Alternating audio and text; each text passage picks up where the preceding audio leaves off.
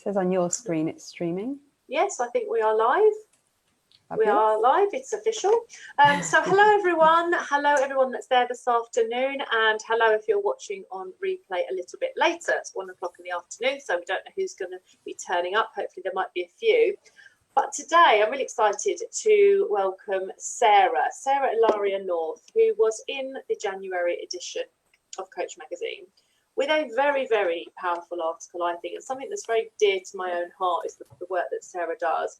And Sarah is, and she really is a deeply intuitive coach. It says that here, but she really is. I've worked with her and I know that to be the case. And she's a healer, trainer, supervisor and writer. She also runs the True North Coaching Academy.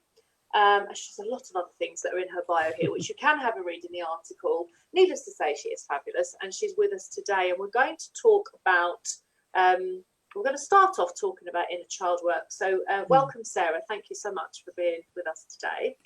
Thank you for that beautiful introduction. That's okay.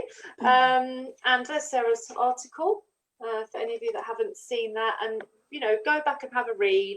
A reread if you've already read it, because once you speak to Sarah and hear from her, and what you read there may appear differently as well. You may have another insight to it. So first of all, I think the most interesting thing for me, and I'll kind of share that, is that I used to think, what on earth does that mean? What does inner child actually even mean, Sarah, in the first place? Who is that? What is that? Yeah, well, some of the coaches watching today might well be familiar with transactional analysis. I think you and I touched on that. It's something that quite often comes up in training, particularly in communication training, of course, because it's a really, really useful model for that. So we are really talking about that ego state, that child ego state to some degree, when we can all recognize that in certain scenarios, dynamics, relationships, we become quite childlike. We become, the other person becomes, feels more powerful. We go into, it's very common, I would say, with experts. So if you're in perhaps if you're in a medical, if you've ever been in a medical situation where you go to a doctor or you go to a consultant and you perhaps feel like a little bit, they're the expert and they're the... It's true, isn't it? You sit there like little Charles, don't you? Hello, doctor, what's wrong with me? Yeah. A grown woman. Yeah, especially consultants. Like if you've had an experience perhaps with yourself or anyone else in your family that's been really poorly, and you kind of go in and the consultant says, blah, blah, blah, blah, and you come out and you think, oh, I didn't ask this and I didn't ask that, because you kind of go into quite a childlike place. Yes, yeah. Yeah. So the child within us is basically, there's not just one child within us. Basically what happens, I would say, is that we become quite fragmented over our lifetimes. So if you imagine that we come into the world, I would always say pure, perfect and complete. We come in completely whole. We're not imprinted. We're not kind of marked by anybody else's belief system or any cultures. We just come in ready to absorb and ready to learn. Really? Yeah, totally. A beautiful, beautiful state. And of course, as most people will know, between the ages of 0 to 7, those formative years, we're really, really prone to imprinting. We're absorbing, we're learning how to be in the world around us. And predominantly, we're learning how to be loved. Because of course, to be loved means to be cared for, it means to be safe, it means to survive. But what happens in those early years as we're learning to be loved is that we might develop adaptive behaviors. We might develop views on ourselves, judgments on ourselves, where parts of us are not acceptable. So that's what I mean about the fragmentation. That's what I mean about the putting some of us, parts of ourselves into the shadows. And is this conscious or unconscious? This would be, there may be conscious decisions, but a lot of this would be unconscious. So a child would definitely learn, actually, that particular behavior is not acceptable. Or mummy doesn't like it when I do that. So they will definitely learn that. But there's also a lot of it which is going to be unconscious, especially by the time we're adults. And that's the part we're talking about. Yeah. Yeah. So when you ask the question, like, what is the inner child? And I'm saying, well, when I'm working with somebody and we're doing some deeper work, which is the unconscious is then coming to play. It's coming in to help. It might offer a very young child. It might offer an older child or a teenager or even older, because they're all experiences. They're all parts of us. So again, you and I have talked about this, Teresa. We've talked about the fact that time is an illusion. Time and space are illusions. Quantum physics has taught us this very well. Therefore, all these experiences, whether it's a young child, an older child now, or in the future, they're all happening now. They're all stacked up in this moment, which is quite a difficult thing to get our heads around. I was just going to say, that's a pretty heavy piece, isn't it, to kind of unpack. And it's like, but again, you're talking about different stages, different layers, things that build up in us from our younger state, and everyone will understand that at least, you know, to a level, and feel it as well, of course. Yeah, because the coaches here in your community, they're going to recognize that when they're working with clients, that the goal that the client's working on, the outcome that they want, sits in their present reality and their current reality. However, its roots, it's kind of the place we need to go to, the inner game, as Tim Galway would call it, usually sits in our childhood self, usually sits in our inner child, or one aspect of our inner child. So therefore, and of course, people don't think that, do they? You know, the general person doesn't have that awareness of we only know what we know, and they don't think that way, so they have no conscious understanding of any of this. That's it. And also, it's scary. People find it scary. Yeah.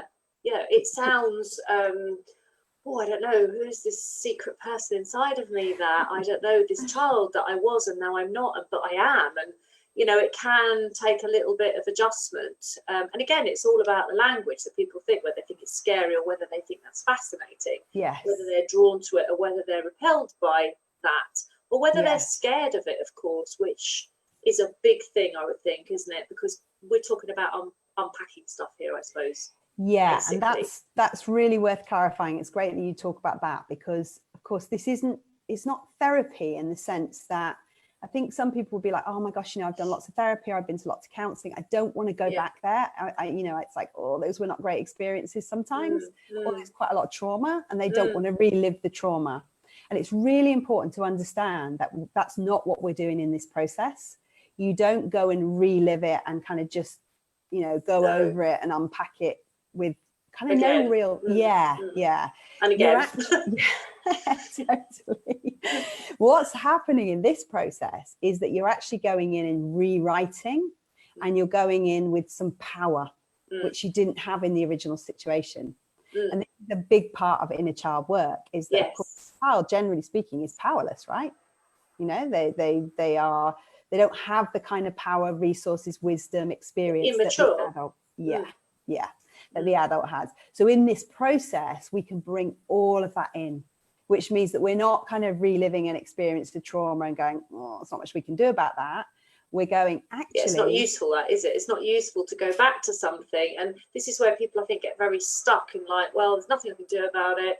That's what happened. That was a bad thing, or that happened to me. And I just have to move on. I just have to get on with it. And of course, they bury it, park it, and probably not even consciously, and then think it's okay. That's it. Pack it away. As you said, bury it. And of course, that's where our issues often start. Yeah. Because we were talking about like working energetically a lot, weren't we, before we came on live? And those energies that get stuck in us, those things that get stuck in us, can be a real problem, because then they start playing out. They play out. Because they're still there, aren't they? They're still working, live. Like you say. They're still reverberating. They are live. Yes. Just because we're not speaking or acknowledging them and they're packed down, it doesn't mean they're not there. That's it, totally. And the thing is, you know, I mean, you can probably see in my energy, you've worked with me, you know that I'll bring quite a lot of playfulness. So it doesn't have to be a heavy, intense, cringing process. Exactly. And that's why I like you as well, because I'm like that too. I don't like to be really heavy with my clients and very intense and sit there with my clipboard. You know, I sometimes humor is very, very powerful and can allow a client to feel lighter and actually go where they need to go. So you're right. And sometimes I suppose the perception of some therapy and some kind of counselling can be that it's really heavy. I mean, I trained as part way through my counselling, and I felt like I was walking through treacle with it all, and it was so in depth and there was so much, and wasn't quite sure where anybody would get at the end of it all. And I stopped. The coaching's much more my thing, because you can go forward. I don't mind going back to go forward, which is kind of what you're saying.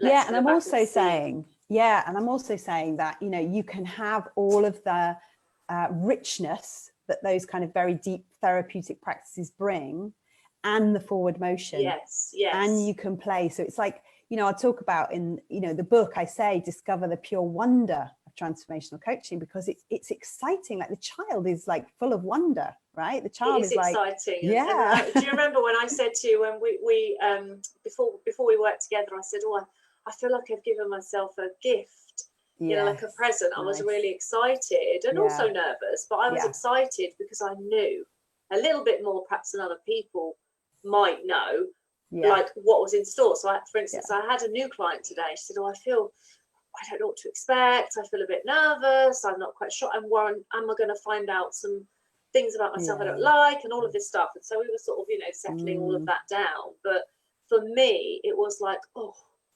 I know it's going to be amazing, but also there was fear in terms of, you know, where to go and what. And to you know, the bring interesting forward. thing is, sorry, darling, but the interesting thing is that the fear goes both ways. So when I'm training coaches and I'm training them to go into the inner game and training them to really be able to sit, we call it stand in the fire with their clients. They're also a bit like, oh, don't know, it's all a bit deep and I don't know if I can handle it. I don't know if I can hold it, because it's emotional, right?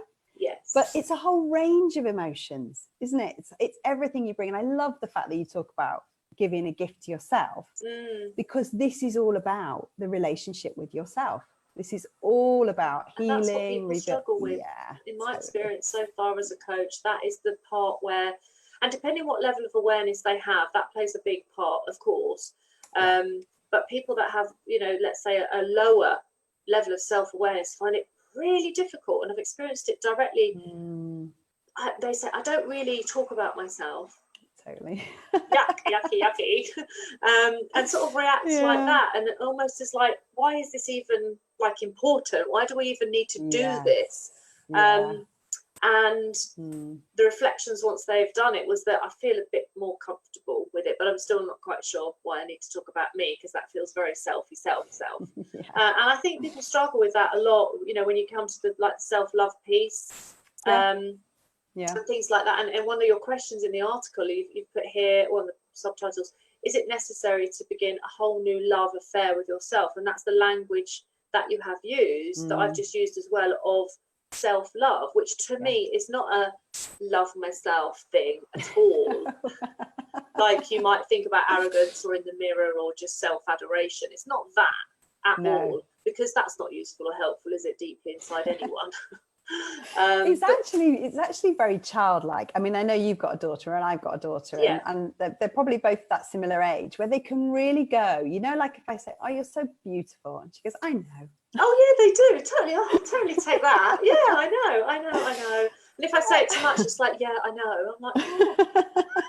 But they have, you know, that's the thing. That's the thing about the child. The child can go, do you know, I fancy doing this, or I'm going to buy myself this, or I'm going to, you know, because they do love themselves. Nothing's marred it yet, and that's so beautiful. Hopefully, but obviously, as we said, and in those young years. And I call it a love affair, because what I discovered was exactly like you said, you know, it can get a bit icky for people, this whole I love myself, and saying, you know, this probably quite an old thing of saying the affirmation in the mirror and looking yourself in the face, which actually is very powerful, very powerful. And very hard.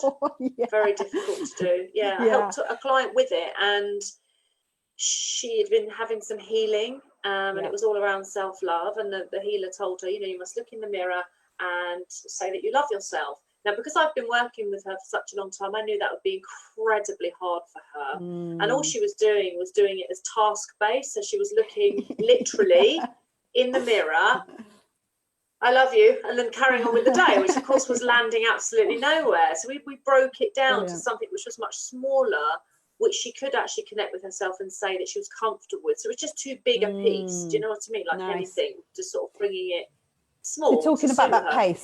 It's difficult. It is difficult to dig, to do the digging, to do the reflecting for anyone, coach or not coach. Totally. And you might start with, you know, this is what you might start with, like, how can I just be kind to myself today? Like what's one thing I could do today that's just for me, it's just kind to me, or even just hanging out with yourself, like spending time with yourself. Because like you said, and I really noticed this when I'm doing the coach training, that you know, you were kind of questioning, do I need to talk about me? Do I need to do this? Because a lot of people come, they want to help other people, right? Yes. We're really driven in our industry, want to help other people. So they come wanting to acquire the skills to help other people. So when it's like, well, you have to help yourself first, you're going to have to love yourself first in order to give from your overflow. That's when it can get uncomfortable for people. It's like, that's when it's like, I want to help the others. I'm all right. yeah. Whilst it's we're on our knees, isn't it? Yeah, whilst we're breaking inside. I'm fine. Of course, so we're British, so we love to be fine. And it's getting ourselves to open up then, isn't it, as well, and realise that if we want to be really impactful coaches and make a difference to other people, I mean, it sounds sensible when you say it. Well, we need to make a difference to ourselves first, but we're not really taught to do that, are we, Sarah? No, totally. And you know what? The dynamics between us are then so enriched because, you know, if you're full, you know, if you've been really looking after you and you're in a good place, you're on a high vibration, and you can go into that dynamic with your client with an open heart. Yeah, it's very, very powerful. Because of course you're bringing that openness, that love, that open heart, that vibration to your client. You can feel that difference. Oh my gosh! Actually, totally. when it's happening, you can feel it. And I think I said that after working with you, I really felt a massive new energy with my clients, which I mean, I wasn't focusing on that because that wasn't the way we were doing. So it totally came because it happened, and I was like, and it just felt like a big, I don't know, like a giant wind tunnel, you know, where it just whoosh, was really clear like that. And I suddenly had all this, like, I don't know, it felt like I had superpowers. I was just going to say, you're like a super being because you are a super being.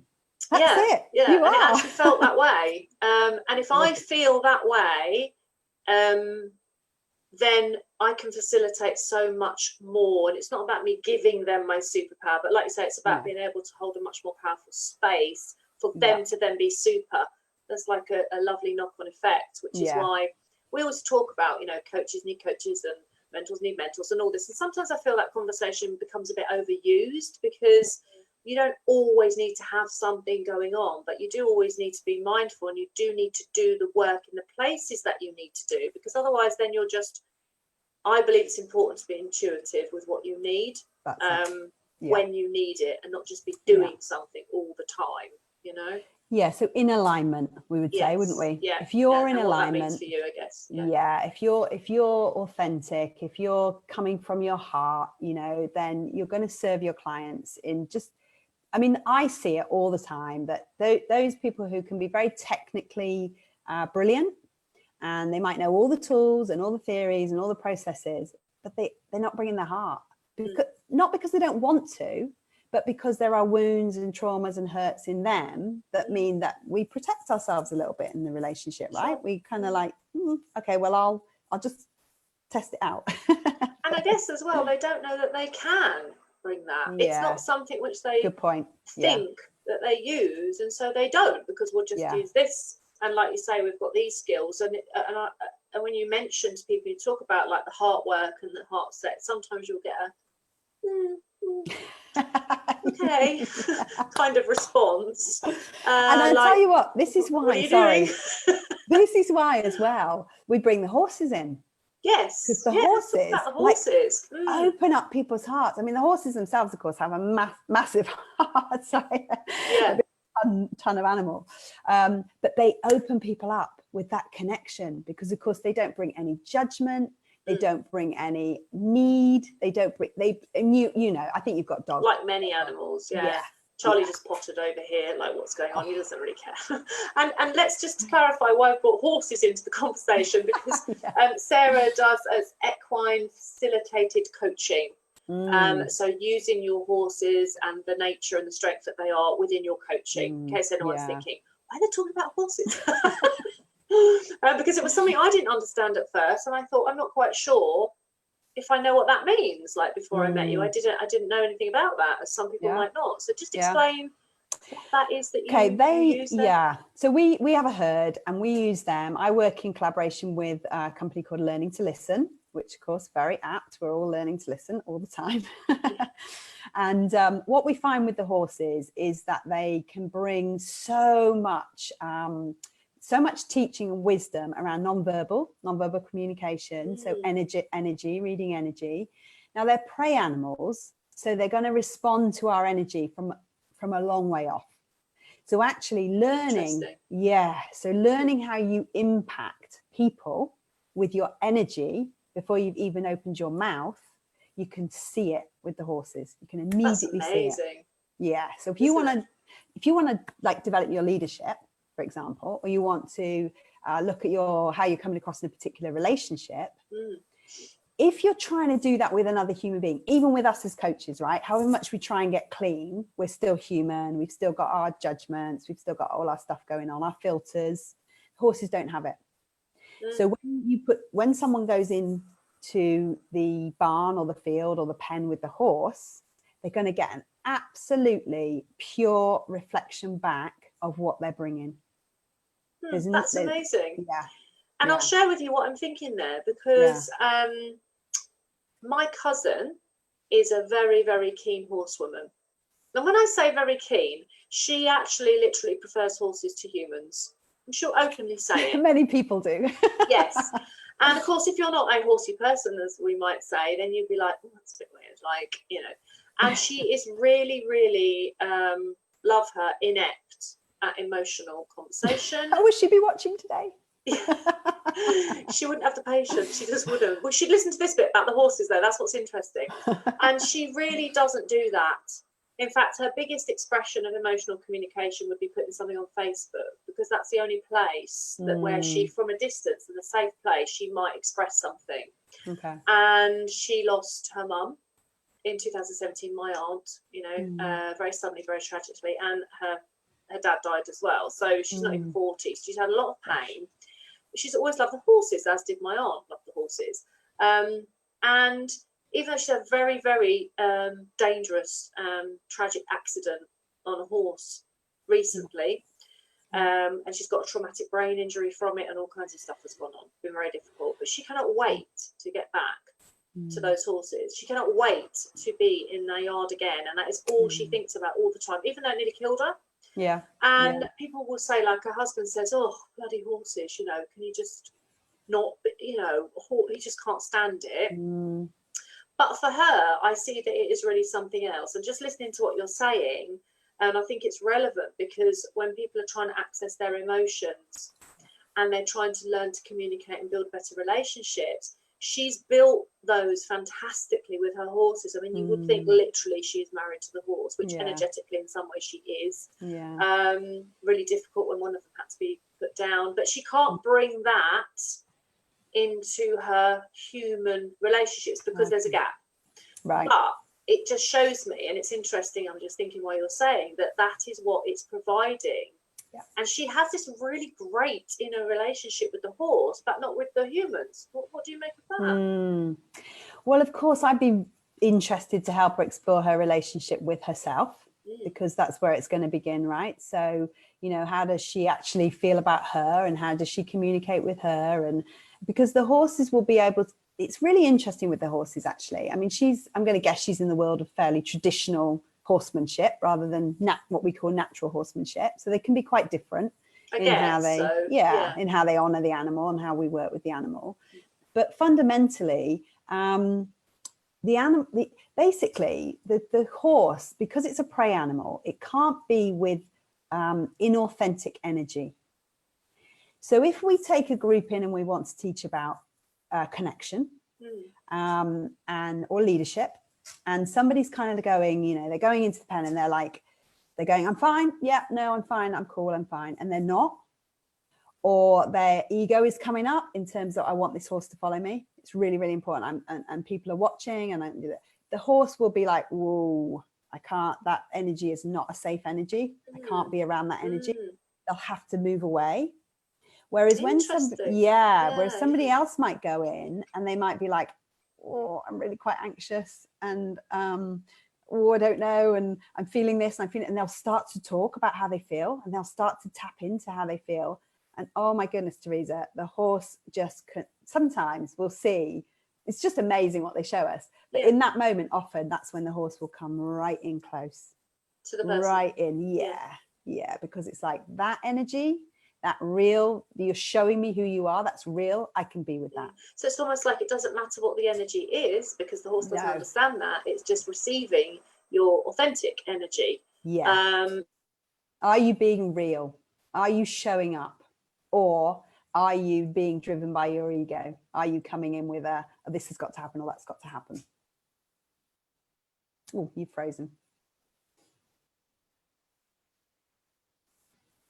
I don't know if I'm still going, but you're frozen.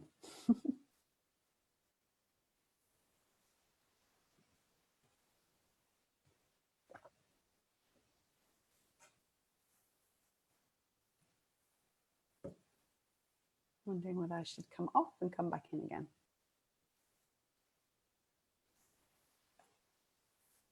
It can be really, really elegant, Jess, because what you'll probably find if you're, I'm guessing you're probably coaching clients, and you might find that they will either tap into the experience, childlike experience that we've talked about, or they will bring an experience of childhood anyway, quite naturally. Yes, quite well, yes, it's part of it, isn't it, really? When we start to understand someone, they tend to say, oh, my parents this and my mum that, and you'll get that without using the inner child language. Absolutely, absolutely. And then you get curious, as you do as a coach, and you start to get curious about how, you know, those feelings are playing out now, or how are they impacting, or where do they get triggered, or, you know, so it's, you can be quite elegant. You don't have to do this. I mean, you know, you, Teresa, we did it as a process, but you don't have to. Yeah, you don't have to.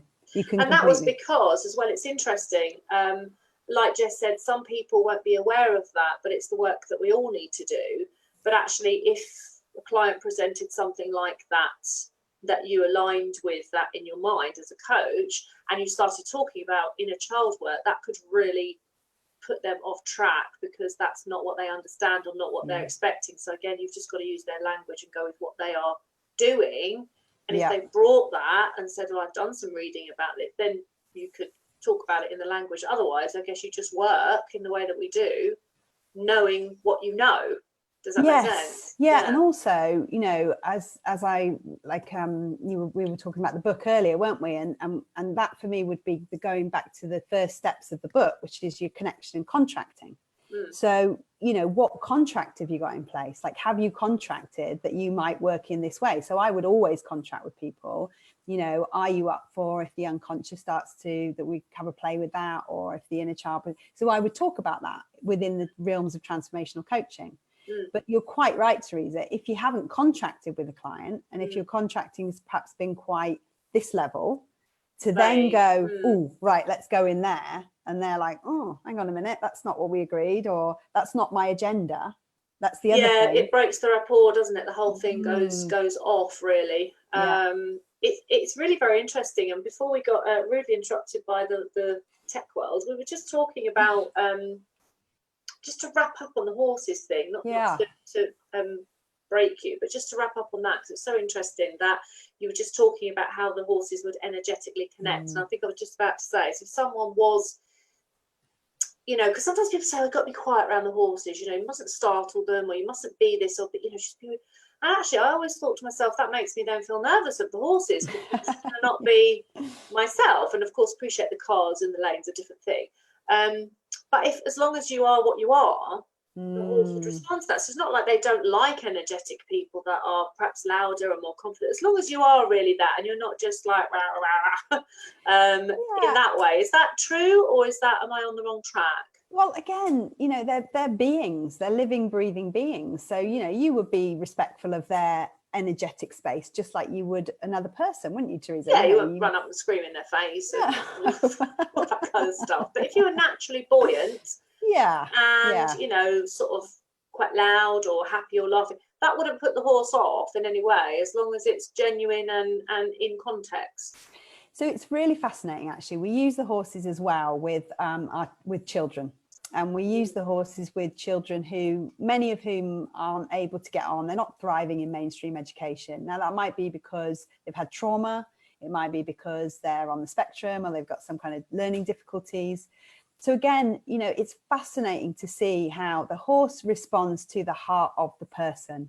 It doesn't respond to, like you just suggested, a set of acceptable ways to behave. Because it doesn't understand that at Well, all. you know, even if you wouldn't, I mean, of course you might startle a horse. Interestingly enough, in the very traditional world, actually there's a lot of kind of slapping of the horse and patting them very hard. And a horse can feel a fly. You know, when a fly lands on the horse's skin, you see its skin twitch. It's super sensitive. So it doesn't need that level of, you don't need any physical force to move a horse. You need the connection. Interesting that, because you think, and that's like anything, you don't need force, you need connection. I like that, because you can't force anything. But as soon as you connect with anything, including ourselves, yes, we can move ourselves, isn't it? But if we're not connected with ourselves, we can't shift at all. We're stuck. Yeah, and that's magical. That's interesting. And I'll be honest with you, I don't really like horses, but now I'm thinking I might come over and see the horses because I think I've only ever not liked horses. Guess why? Because my mum doesn't like horses. There it is. Because my mum will say horses don't like me. Oh my gosh, there it is. They don't like me. And I remember one time we all went trekking along the beach somewhere. I was young, on these horses, you know, the sort of thing that you do. My mum's horse did not like it, kept misbehaving, going in the sea, coming out when it wasn't supposed to. And all the other ones were just going along really nicely. We're just sitting there really on the horse. And my mum's one was having all sorts of fun and games with her, like messing with her, starting to canter a little bit. And my poor mum was terrified. But that's interesting that she doesn't like to go near them, because every time she sort of does, there's a bit of a strange energy. Yeah. She's scared of them. She's very scared of the horses. Yeah, and bless her, of course. And do you know what? That's another thing they're amazing at, is because a lot of people are scared of horses. You know, imagine just being able to work through a fear there and then in that moment that can then make, you know, on all different levels, all these different fears that you can then work through, because you find yourself, actually, I can approach that animal. Actually, I can move that animal. Actually, I can connect. And I loved where you were drawing it back to the connection with ourselves, because that's exactly what it's all about. Exactly. So I love that they reflect that. I love that they highlight that for us. They're phenomenal. You know what I mean, with respect, they're tools. They're like giant tools to be able to use, giant mirrors. Because one time I was in Devon and I went on this other little horse trek, and it was really weird. In the middle of the horse ride, I was probably about in my 20s, I don't know. In the middle of it, this horse, Sarah, just sat down really gently, literally stopped, went down, and just tipped me off. And I was like, oh, okay, I'll get off there. Didn't hurt me. It wasn't sudden, but literally made this choice to just plop me off. I don't know what was going on there. But it wasn't aggressive, it wasn't sudden, and I got back on and it was fine. Maybe they just didn't like something, but you know, and again, it's like anything. We're talking about this now, and unpredictable conversations, which is the fantastic thing about coaching.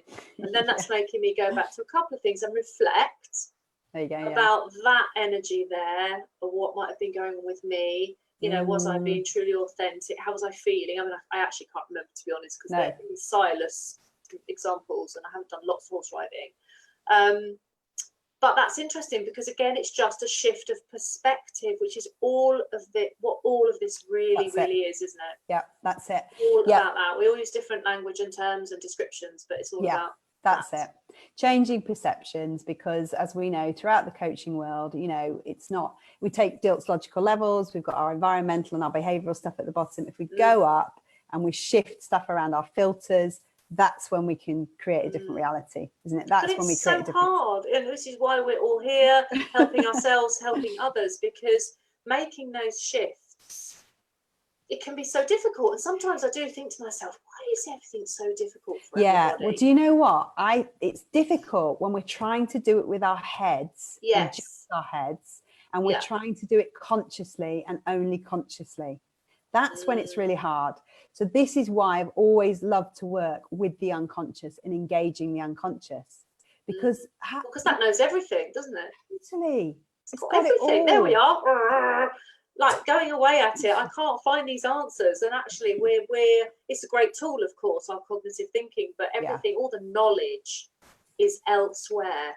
Yes. And I have always been quite a spiritual type of girl, really, although it's quite well hidden sometimes and it just comes out here and there. But, you know, I've always believed in that energy, always been seeking it. And I think it's only really been since I've been a coach and I've been on this journey, this part of my world, that I've really thought, oh my goodness, finally I can use that which I believe in, which I've been seeking, which I understand, of which before I've had pockets of and still only have pockets of course, so much more to do. But it really is so incredibly powerful. And I can only urge anyone that's listening to really think about how they could possibly start to access their unconscious, even if, it's a funny thing to say, even if you don't think there's anything there, because of course, you know, you don't know what's there because you don't know. But there is, and just that exploration is, well, it's incredible, I think. Yeah, and that's creating time, isn't it? It's creating space, it's creating safety for us to feel like we can drop in and we can explore and we're going to be okay. And I guess that's why, as you say, we're here. This is what we do. We provide safe space for people. We hold a space. There's nothing more powerful than, you know, a really well-intentioned positive holding of space for somebody else, is there? There's just nothing like it. There isn't, but you can only understand it when you've experienced it, I think, like anything. And so the learning journey for us as coaches and humans, in fact, is that we can only understand what we experience, and that's where it all comes from. Because when I think as well, some of our language as coaches can alienate potential clients and things like that, because we talk about holding space and they go, I don't know what that means. Hold space. Space is just here, you know. And actually, in that cognitive place that people think at the beginning of their journey, they don't really understand. So to say it in a different way, but we understand, because we understand that in a very powerful way, but they haven't experienced that power yet, and they won't use that language yet. So I always think it's very important. I look at some of the language we use as coaches in our marketing, our promos, and I think, you know what? If you're nowhere near that, you won't understand what it means. It's very difficult balance sometimes to get that right, I think. Totally. And yet, of course, what they actually experience is you, isn't it? You. No. Some people don't even know quite what I do, you know. Totally. Because they've been and the thing is, they've created you, they've drawn you in as you have created and drawn them in. So Linda Mitchell, if you're watching that bit was for you. There was somebody that literally created me and brought me into their life, and I appeared, and it was like really a strange experience. Beautiful. So I think you talked about that on Facebook, right? I did, and it's still amazing me now, as you can tell, because she just made me appear, and I did, and I was like, wow, you are magic. And I said, if you can do that, imagine what else you can do. And she really started to shift. And it was just a really great connection we had. But it was also my first piece of evidence, if you like, that could really happen. Well, that loops us back round. That loops us all the way back round to the child, because of course we were talking about being powerful or powerless. And what you've described there is really owning the power of creation, right? So she was able to potentially own, oh my gosh, actually I did create that. Consciously I'm creating that. I'm creating everything. So do I want to create this stuff, or do I want to create and when you realize that, it's like, that is a superpower. And I think that's what a lot of people, you know, further ahead on their journeys will really understand and talk about. And if you're back here, for instance, or you think that's all a bit too woo, you go, well, I don't know. But, you know, I would say, you know, a mind that is open to all possibilities is a mind that can grow and flex and bend. And sometimes I like to really mind bend my mind with something that I either really don't believe in, for instance, or I hold a belief around, or that I think is very difficult, be it a podcast or a particular kind of speaker or a book. And I try and really stretch that to understand it. Do you know what I mean? Because unless I stretch it too far, it won't stretch at all, if that makes sense. And again, you're talking about your continuous development, right? Because as coaches, again, like I often talk to my students about this. You can only go as far as your kind of map, right? So you can only question within your frame of reference. So every time you extend your frame of reference, you can extend the possibilities for your clients, because you'll extend the questions you're even willing to ask. Yes, and that's where it becomes, that's where the cognitive hard work comes in, because then it's like, well, if I stretch out of that, this is what I've always believed, this is my frame, and if I go out of it, does it mean that everything I thought is wrong, or I've been wrong? And then you start getting all that kind of language, and so it can take the time to loosen those shackles of the thinking which we keep ourselves in, which is ridiculous. And I put a post in the group yesterday asking people what they thought freedom was, because I suddenly had a thought in my day that everyone's fighting for freedom and wanting freedom and seeking freedom in their businesses and their lives, but actually we've already got it, because we've got freedom of thought. Really? I wrote about that very topic. I think it's in the book. Actually, I wrote about it because I said, you know, what are you doing with the freedom you've got? Right. What are you doing with it? Because like you were saying, we're very, very free in our culture, in our society, very, very free. And no one can take that, really, that mind, that freedom of mind and choice. Even if you are shackled, even if you are a prisoner, you can be free in your mind and choose how you deal with things. And I think actually we do have the ultimate freedom all the time, but we're very governed, of course, by environment and a lot of physicalities and things like that. And so those are the challenges as a human, I think, while we're here on this planet, and there's not enough time to get there. So you want to sort of journey as much as you can, as hard as you can, I was going to say, you know what I mean, and delve as deep as you can. Expansively as possible. Because it's exciting. Because I mean, what else are you going to do if you don't do that? I don't know. It's exciting. It's very exciting. It's wonderful. Listen, I could talk to you all day. I'm very aware that we have, you know, we've gone into a few things as well, which I just hope will help people to reflect, either as coach or businesswoman, person, just as a human, really, listening to this.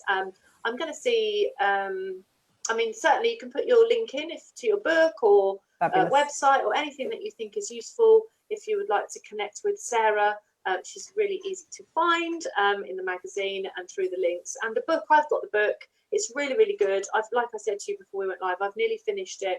It's a book for coaches about coaching, and Awaken to the Pure Wonder, and it all links in, really. I think however we speak about it in our chosen frames, like anything, it all comes back to the same thing, which is sort of being the best that we can and growing as people and helping others, of course, as coaches. That's what we want to do. So thank you, Sarah, for your amazing insights, and I've no doubt I'll speak to you again very, very soon. And thank you for sharing all your wisdom with us in the group. So welcome. Mwah. Thank you for having me. Take care, my lovely. Thank you so much. Bye now. Bye.